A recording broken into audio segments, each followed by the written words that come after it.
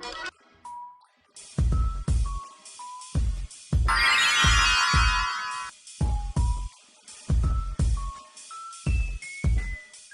๋ยวเรามาแกะเบิ่งก่อนเนาะว่าหน้าตามันจะเป็นยังไงเลยเดี๋ยว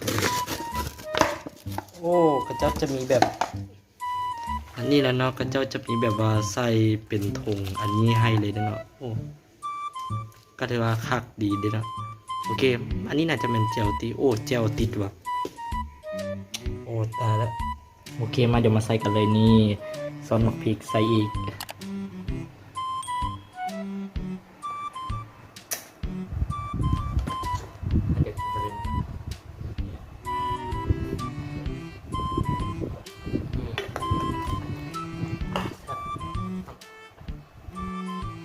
เริ่มเก็บเลย